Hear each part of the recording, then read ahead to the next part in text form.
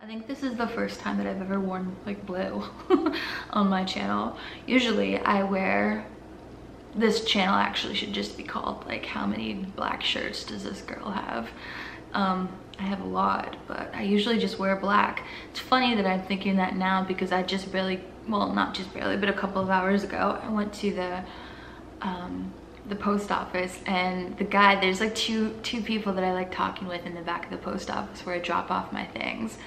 The guy, he kind of like talks to me about being a hustler, like my whole like reselling thing. He like finds that fascinating, and sometimes he kind of trolls me that I only have like a few packages or whatever. And the other lady is she's super nice, and she kind of trolls me as well. Like one time I walked in and I put like my stuff on the U-boats or whatever for them to sort out and to scan in, and she's like, "Oh, your bag's looking a little light today there, miss." And I was like, "Yeah, I'll try harder. I'll try to sell more crap to people." So we have a nice rapport. But the guy today, he'd only seen me like a couple of times, and he talks with me every time, but he mentioned that he'd never seen me without black pants. And today I was wearing like some Adidas sweatpants, just kind of like bumming around doing my errands. And he's like, I didn't really recognize you. So I do wear black a lot. I do have like my tried and true things of like, I don't really care. I think it's just classy. And I also think it's just, I don't really have to make a big decision about what my appearance is going to like look like. So it's weird that, you know, when I decided to film today, I wasn't like, oh, I'm gonna wear this like jumper romper thing. Jumpsuit thing. Yeah, it's super comfortable. It's very like, it's ribbed and it's stretchy and it's just like perfect. I don't know why I didn't wear it all day, but I saw it in my closet right before I decided to turn on the camera, and I was like, oh, that looks nice. And I realized as I'm looking in the monitor, I'm like, oh, I haven't really worn blue, which is like not a big deal. It's like not newsworthy, it's not video worthy. It's just like, I didn't really have another way of introducing today. So today we're trying different things that make me feel good, because I've been in quite a rut this week, and I wanted to talk about that. I don't normally like to talk about like depressing things or stressful things, because like people don't come to YouTube for like listening to people drone on about the crap in their lives. Like they already have crap in their lives. They don't want to hear about somebody else's crap. You want to hear about a solution, or you want to be entertained, or like, and I get that. But like, I want to be honest, and you know, I don't have all the solutions all the time. I like, you know, don't have all the solutions hardly at any time, but I do try my best to just kind of redirect myself when I feel like things are not going well. But I also like to admit that it's not all rainbows and sunshine all the time, and that there are things that you can do to overcome whatever happens. And so I need to explain part of the context of what I needed to overcome in order to get to like a solution or some sort of plan of action or whatever, so that you can understand what I'm doing. So I just kind of like want to briefly talk about what had been going on, but I'm not trying to like complain, and I'm not trying to like make you watch like a Debbie Downer video. It's just, this is, I think, relatable. So I guess we're gonna talk about it, even though I don't, you know, I don't enjoy bringing up things that are like sad sack stuff, but it does happen. So this week, I had clogs in my brain. I don't know how better else to say that, but like I envisioned the clog in my brain being like a bunch of electrical cords that you like throw in a drawer, like maybe under your bathroom cabinet, or like you've got 10 blow dryers, or like, you know, some trial size mini straighteners, and like all the cords belong to like the appliance, but like the ends are all clogged up and snarly and all like, I don't even know how they become like a knot, but there they are, like the tightest knot that you could ever imagine, and you don't even know how it happened. Well, it happens because you don't wrap them around and like take care of them and put them away nicely. You just shove them under the drawer and like under the cabinet, and just kind of like, you know, bring it out when you need to, but you leave like a bunch of knots still in the end. You can just plug it in anyway, but you know what I mean? That's, you know, that's what I feel like my brain does when I don't wrap it up nicely and kind of put it away in its nice little spot. It gets messy up there. It gets like I need to do some maintenance, and it gets like I require a lot of maintenance to feel like good and on a plan and on track, and like I don't know why, but I do. And like everything kind of works around my mental plan that I have in my head. I wake up every day and I have a general idea of what I'm doing, but it can also be very different from what I think that I'm going to be doing. And so my life is kind of spontaneous that way. I don't have a set thing that I need to do, but I do need to achieve parts of the whole. Like I do need to work towards a goal.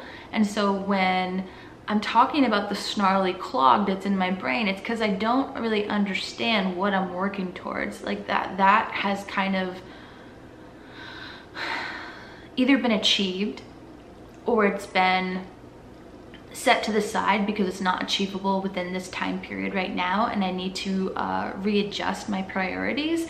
And I just haven't taken a look under like the hood and decided like what needs maintenance.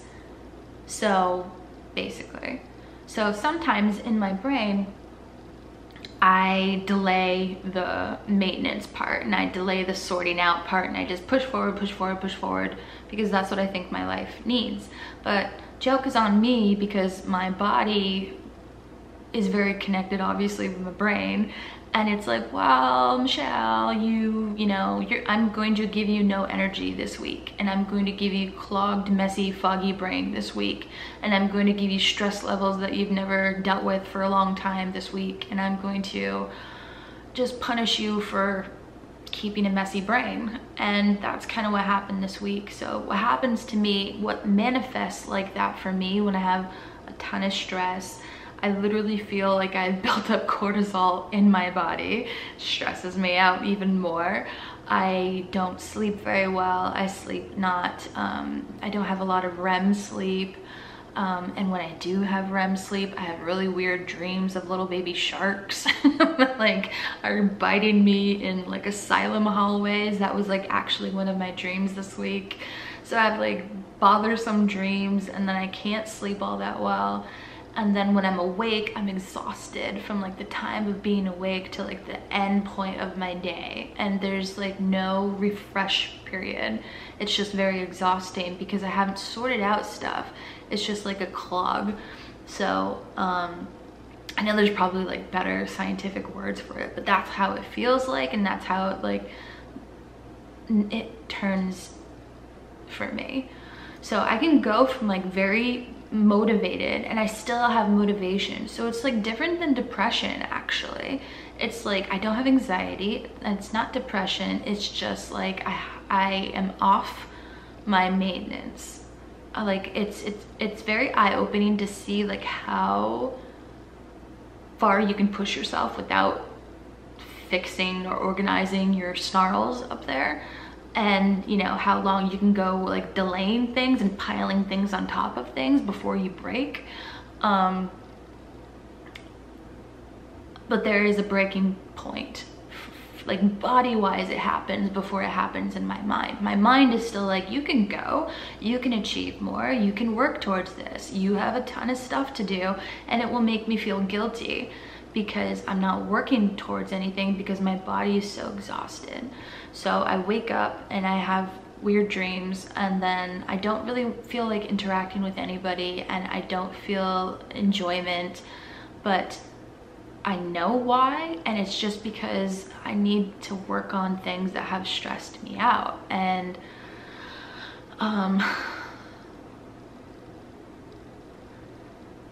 I haven't done a very good job of releasing my stress lately. And you would not think that this would be like a very big, like how to like release your stress, but like I've seen the difference between, you know, releasing the stress physically and then piling more on top, and then what happens. So this is gonna sound super stupid, but this is actually kind of like a catalyst for what happened. So I bought Nike Air Max shoes that have like a squishy bubble in the back, I went to the gym recently, maybe 2 weeks ago, and I noticed that they were like kind of making a weird sound, making a squishy sound. It was raining that day. They were making a squishy sound. Normally they don't make any kind of sounds. And I realized that like one of them had popped. And like, it was annoying because they were only like 6 months old or something. And the ones that I had previously were like 2 years old, and I just threw them out because they were like old. They weren't like finally used up. These were like, you know, the same price range, and they were used up and they were annoying. And so like I dragged my feet on replacing them, but I also didn't really have, like, I'm not one of those people that have like a shoe collection or like a proper shoe collection to go to the gym, or a proper shoe collection that can, you know, have a plan B and switch it out if like one of my shoes dies. So my shoes died and I didn't replace them because I didn't feel like spending, you know, a ton of money that day on new shoes. I'm like picky. I don't know why I make my life so hard, but sometimes I just do. And so I thought it would be fine. Like I could take some time off from the gym, but in that time period, more stress got added, and like I didn't have the proper release of stress. So I wasn't going to the gym, I wasn't taking my walks in the sun, and then I saw that during that same time period, I dealt with stressful things. It was going to come to a point where I needed to figure out what I was going to do with my apartment and the lease ending. I just really got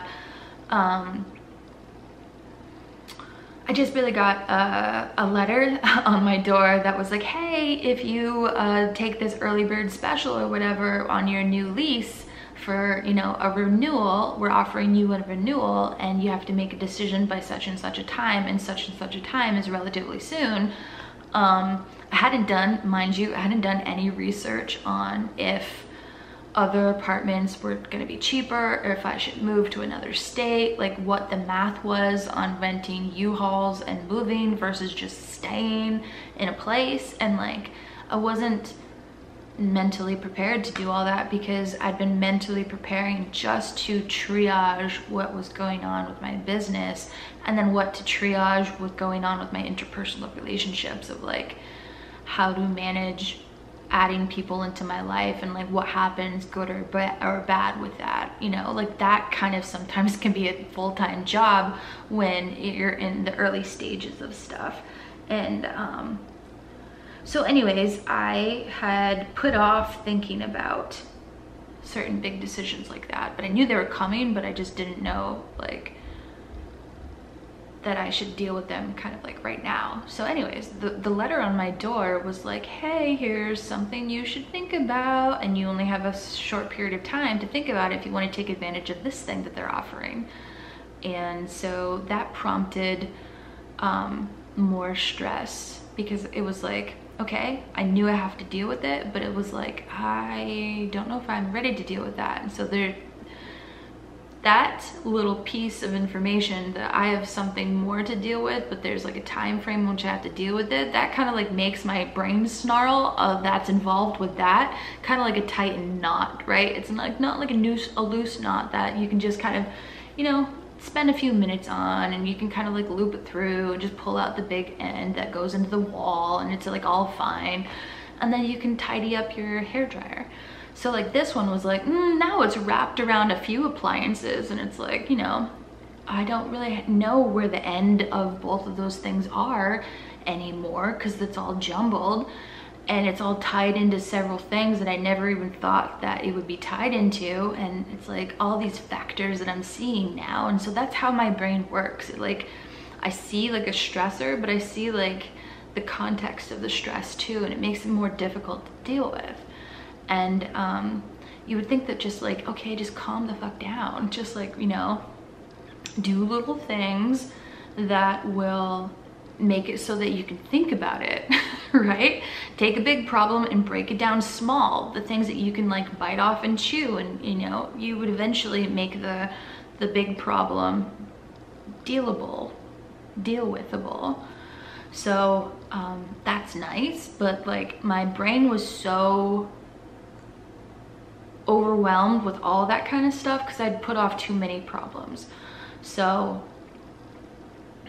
it didn't work to just take bite-sized things. So I just needed to sleep and like recuperate. So today was actually the first day like all week that I can actually sit down and do this. Like I didn't even think this morning that I would be able to handle making this type of, you know, video where I explain stuff about my brain to people today. I just didn't think that it would work properly enough to do that. So what I did this morning was, there's like autopilot things that make me kind of just baseline happy. That's taking care of myself in the morning by making like really good breakfasts. And the reason why I say this is because like I don't have the mental capacity to like feed myself well like the entire day. I have a real problem. I have a real problem because I don't enjoy eating. I don't enjoy eating food.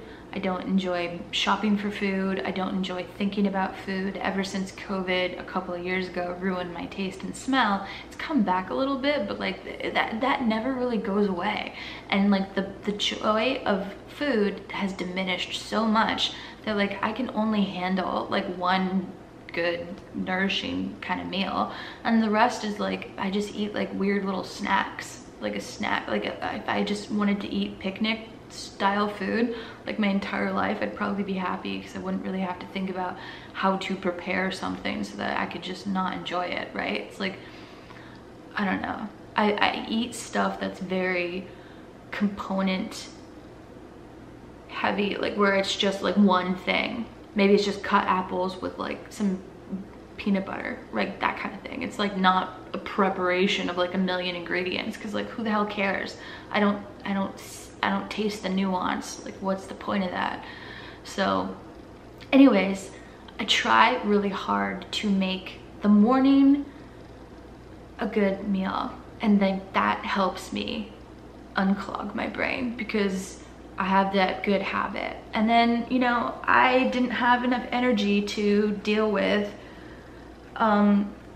my shoe situation. I have some shoes coming in, but I ordered some bad shoes.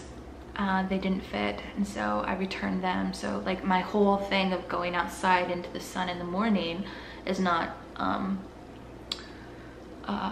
taken care of yet. So I didn't have that habit to rely on. So I have to move on to my next habit of, okay, if you're stressed out, the reverse of, or the fixing of the stress is actually doing the smallest of things to move forward. And the smallest of things to move forward for my stress about my job is to actually just do the tasks that I can do, that I can still have some control over. And that's like taking pictures of the new inventory that I'd sourced, creating the listings. And so I listen to audiobooks, and I listen to really interesting videos about love, actually. I've been finding some really cool researchers that are presenting different findings about how the brain works and how that's related to love and stuff. I'm gonna link that somewhere up there if you're interested. Her name is Helen. She's super cool, and she studied, I think, love, or the topic of love for like 30 years, and she's got some really hot takes. So anyways, I kind of like prep my mind, but I don't add to the stress, right? I'm not trying to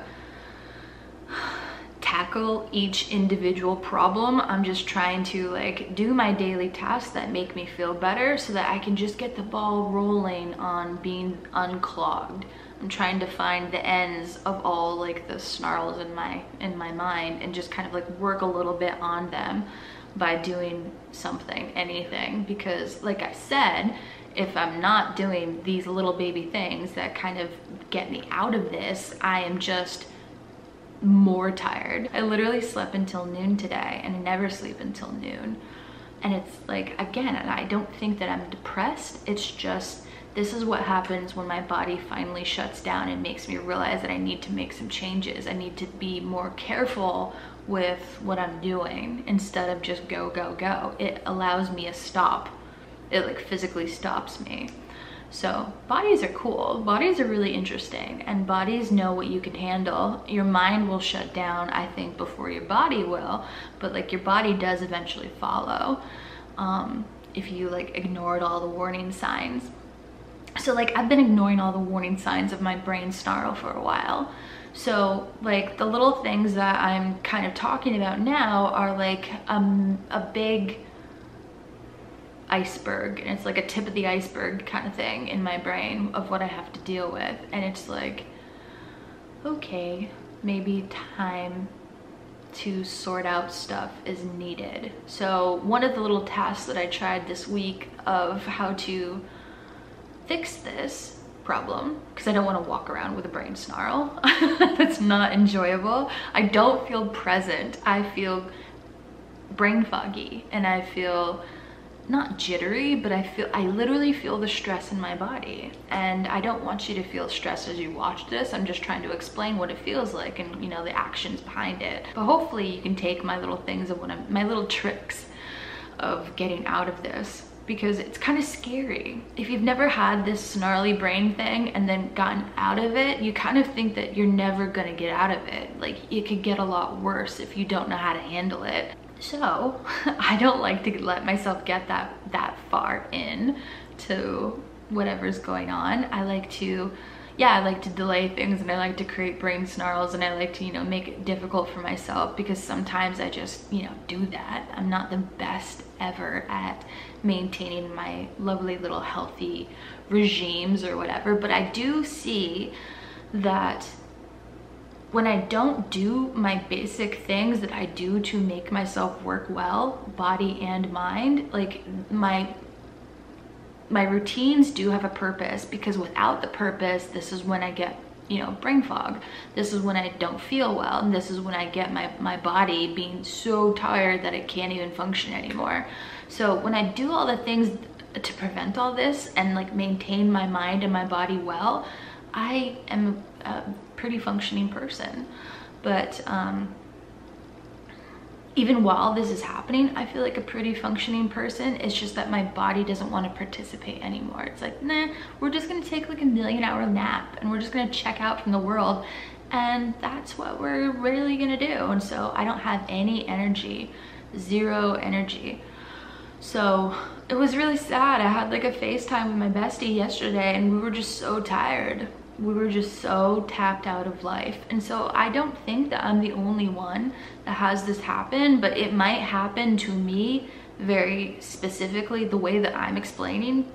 You know, this might be an individual thing, but in general, I do think that people try to avoid stuff as much as possible. And then I do think that their mind and their body does push back. I guess I just wanted to talk about my version of what happens and what kind of like helps me get through. So I think before I got onto this tangent, I was trying to tell you that I felt in the early beginning of the week that I needed to get more organized, and I needed to do something different. And this might not seem like very like a big thing, but for me it kind of is. It's like an action that I've never taken. So I have a lot of thoughts about what to do with my life and goals and the actions I need to take to get to those goals.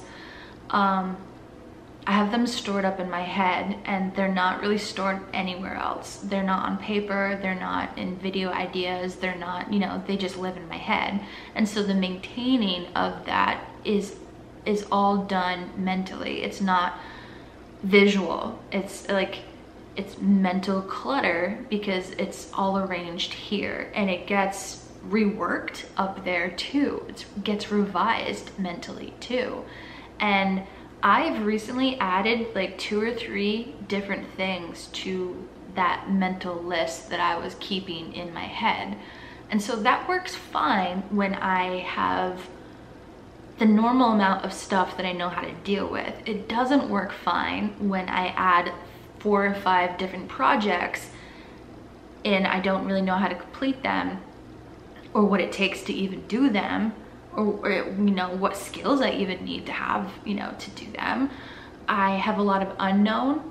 It can run on autopilot, and it can revise on autopilot, and it can revise fine in my head, and sort itself out and not be a snarl and not be a hindrance on my stress if it's kind of reached a point of autopilot, right? Like, but I have new things that I'm adding because my life needs that right now. I can't just rely on the things that I've been doing. I have to add new things into my life to see if I can be, if I can make money in a better way. And so I have to add 5 or 6 new things. I have to add AdSense, Google AdWords. I have to add Pinterest in relation to Shopify. I have to add how to balance a new endeavor completely and how to, you know, get new traffic and traction and skills on that whole thing. So I have like 4 or 5 things that I'm adding right now that are not on autopilot. So it doesn't work in order to just kind of mentally adjust and to assess and like all that. I needed to like actually have a written plan and to visually see it. And so what did I do? I was like, I don't think I can keep this straight in my head anymore. And so that's kind of like what I understood about myself. Like it's gotten bigger than what I normally kind of deal with. And so because it's bigger than what I normally kind of deal with, I don't have the skill in order to make it autopilot yet up there. And so what do I need to do? I need to bridge a gap between where I am with those projects and where my head is at when I have autopilot and I can just do that and it doesn't become a clog. So I picked up a planner. I don't really love this planner and I'm kind of pissed off that it was like $35. It kind of annoys me that it's called a happy planner because like buying a planner was not happy for me. I felt it was a waste of goddamn money, but hopefully this will help me bridge the gap. I found like the least stupid looking one. I don't know, I just kind of like hate the idea of planners. So, and I hate that it's so expensive. So I am going to work backwards from, I think this is a 18 months something. So I'm going to work out all of the things that I'm trying to do in my head that I'm failing at, and I'm just going to like take the L on being able to do it in my head and maintain it all, right? So like I took pride in that for whatever reason. I like took pride that I didn't need little planners, that I could just sort it out all in my head and it could just be organized and it could be revised and it could be, you know, I don't know, something I didn't really have to write down. I always thought in my head, if I saw all the things that I have to write down, that it would stress me out because it would be overwhelming. But I actually think that it's more overwhelming right now to have it cluttered up and messed up in my head and not know what I'm doing, and it makes me not act. It makes me inactionable because I just don't have a steady, good visualized plan. So I need to take some time and I need to organize myself, and that will make me feel better. That will unclog some of the clog.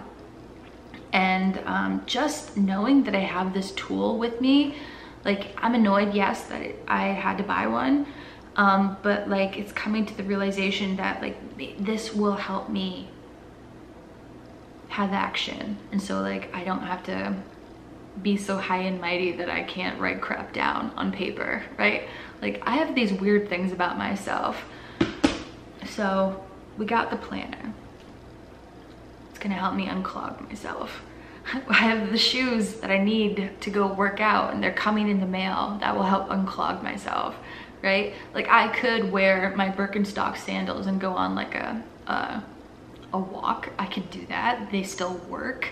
But like that's kind of like what I have for my feet. And it's kind of teaching me that like minimalist clutter crap is still good, but I should have a backup plan. It's teaching me that. It's like, you should have 2 pairs of, you know, possible workout shoes or possible walking shoes.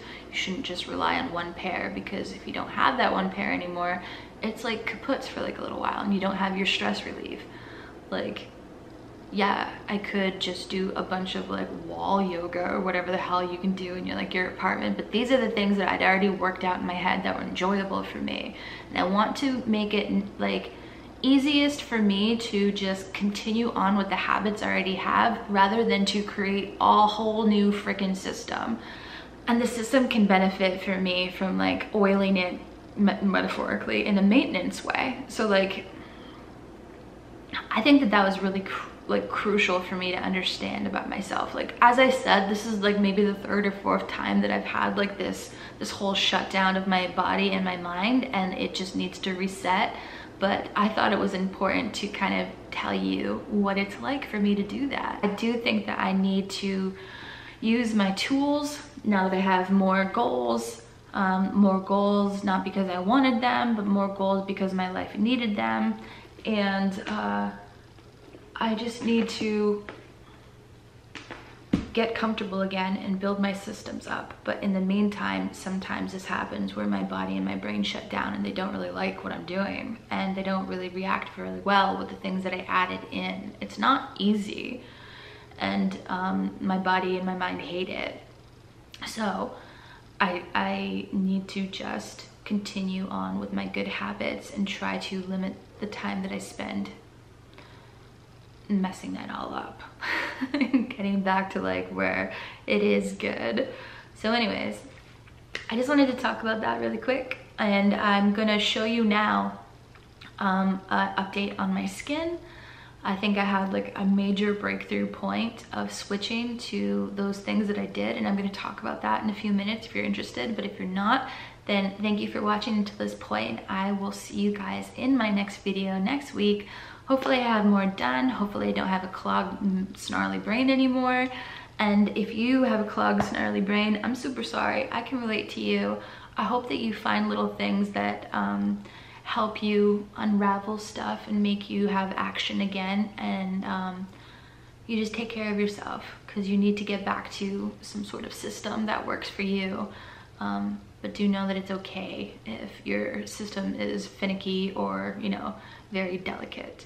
So we're in my bedroom and I wanted to share with you the progress and like show you. So that's a sunspot that won't really go away for like a little while, but hopefully eventually the tretinoin will make it go away. This is like one of my only active pimples that I had like very recently, but keep in mind that this is pretty good for considering I'm like about 4 days away from having my period. So previously on adapalene and the benzoyl peroxide concoction that you can get over the counter, I'd been using that for like 12 weeks, 13 weeks, and I still had hard nodules that were really painful. Cystic acne, definitely in these spots.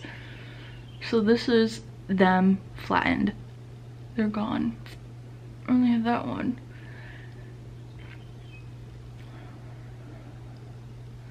So this is my recent pimple right there too, and that's pretty much gone. So what I've noticed from the tretinoin, this fine line crap, like my forehead dents and stuff, that won't, you know, the tretinoin is supposed to help with that kind of thing over a longer period of time, like years of use, not like weeks.